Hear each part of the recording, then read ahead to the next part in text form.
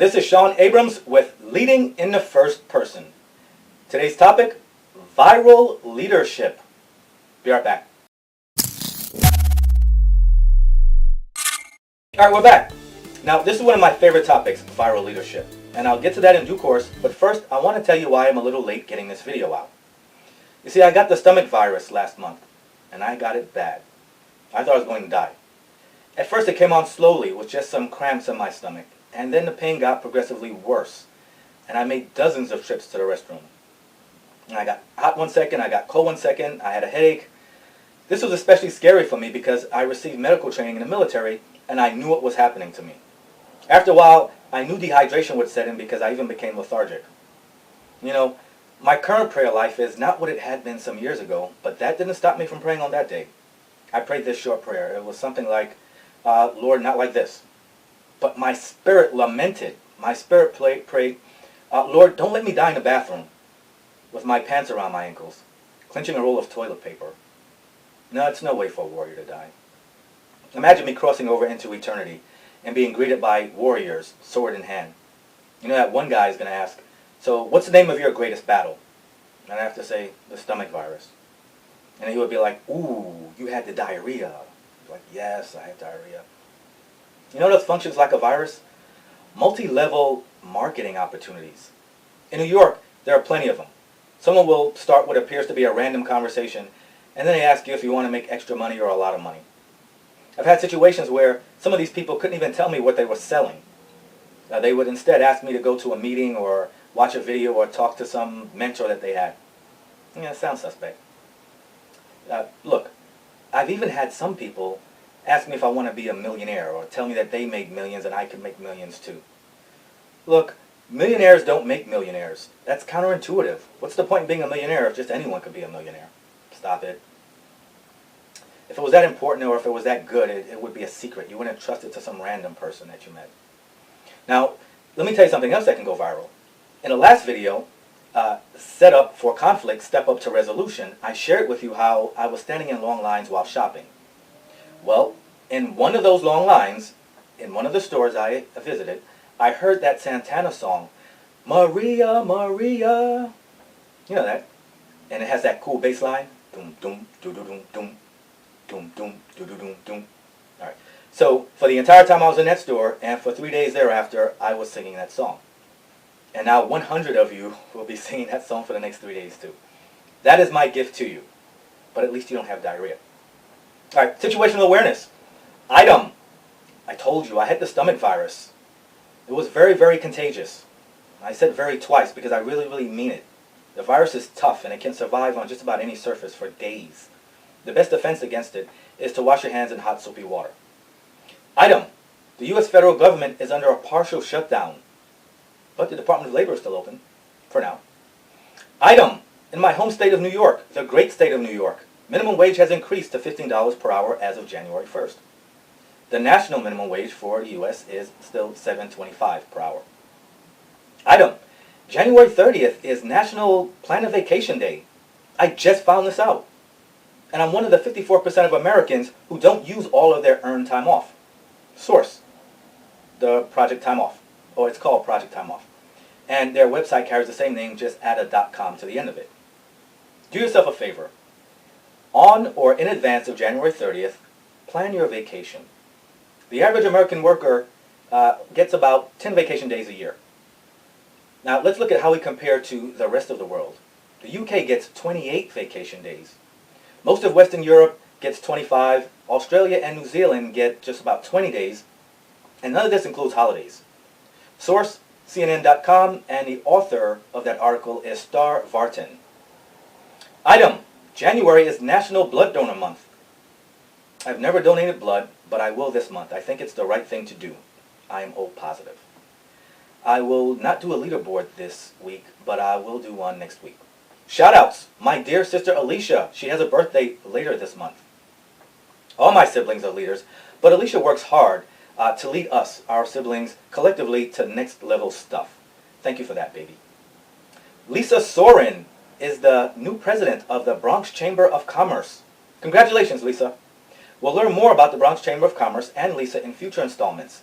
But for now, if you want to learn more about them, you can check them out on their website. And I think you should. They have a lot of positive reviews. They have events throughout the year. They have a strong membership portfolio, and they have resources that you can connect to help your business. You can visit thebronxchamber.org. So I'm going to spell that. BRONXCHAMBER, bronxchamber.org. And now for our topic, viral leadership. You know, my business philosophy is to train people to replace me. I want them to see the work from a macro and a micro level. I want to share various situations that will come up, and I also want to share how I go about addressing them. I especially like showing my team that not every problem is a problem. In fact, there's a solution or workaround to just about every problem. My disposition at the time of working through difficult situations is important as well. I don't want to panic. I do want to go about obtaining a solution that is methodical and very matter-of-fact. And when there are moments when I can inject levity or humanity, I will do that. I also want to share my mistakes. And if I receive a teachable moment for myself, I want to share that with my team. It just might save them the trouble of experiencing the same. Now, there are 4 good reasons why we should train our direct reports to replace us. The first reason is, this will make the direct report more competitive and more marketable. The second reason is, this will serve to better equip our direct reports to close the gap if we're ever out of the loop. Third, this gives our direct reports more confidence in themselves and the organization. Now, I'll share the last reason in a moment. But by training someone in this way, we're imparting and empowering, which is more powerful than delegating and directing. You see where I'm going with this viral leadership? But viral leadership can come from informal leaders as well.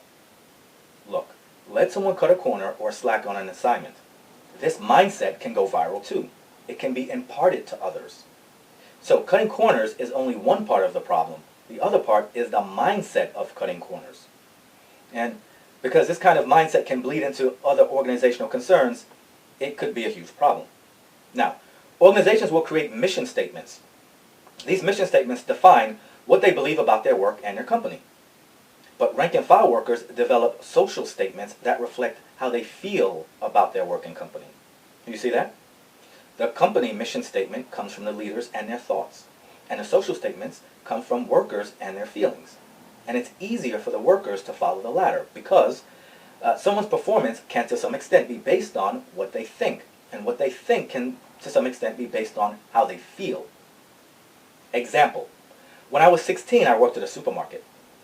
And my coworkers became very upset with me when they saw that I completed what would normally take them 4 hours of work, took me 1 hour to complete. And they explained that this is the way they do things. It's supposed to take about half a day.